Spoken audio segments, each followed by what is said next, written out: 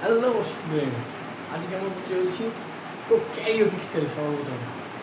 তো সময় নষ্ট না করে দেখে নেওয়া যাক।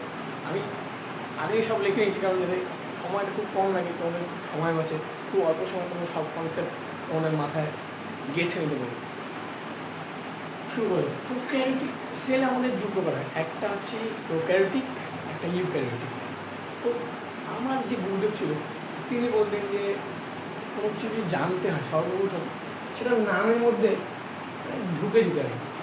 তো প্রো প্রো মিনস হচ্ছে প্রিমিটিভ।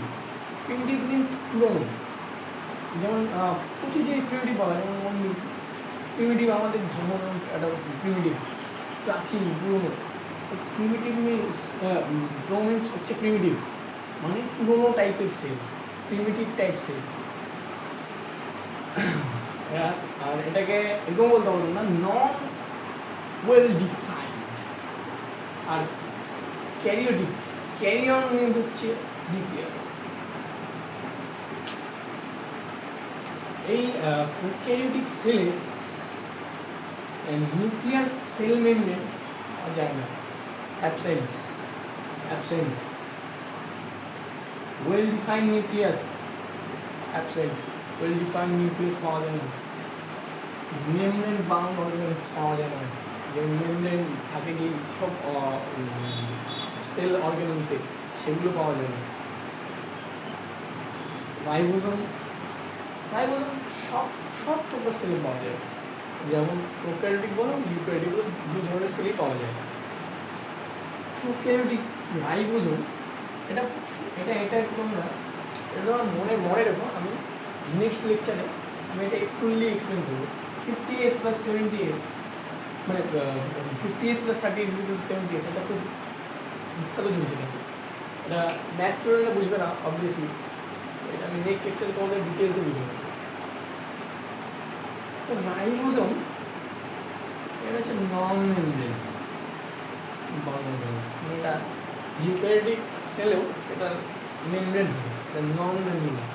এটার কারণটাও আমি বুঝাবো তোমাকে।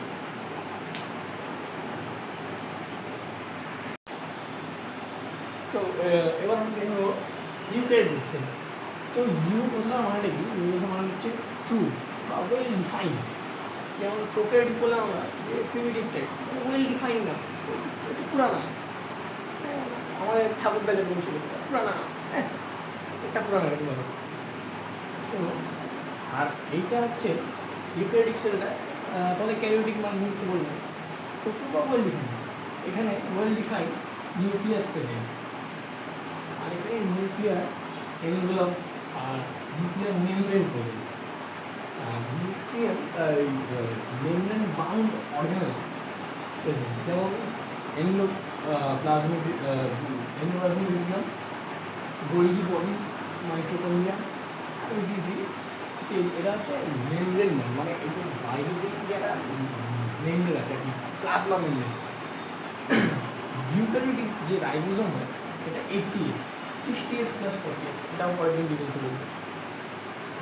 ইউক্যারিওটিক সেলের যে সেন্ট্রোজোমটা হয়, সেন্ট্রোজোম হচ্ছে মেমব্রেন লেসই হয়, সেন্ট্রোজোমের মেমব্রেন হয়। এটা দেখে মেমব্রেন লেস আমার ভেবে মানে দেখে দেবে বলে আমার যে এটা প্রোক্যারিওটিক।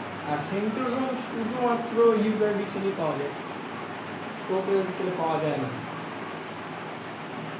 তো আজকের জন্য এটুকুই।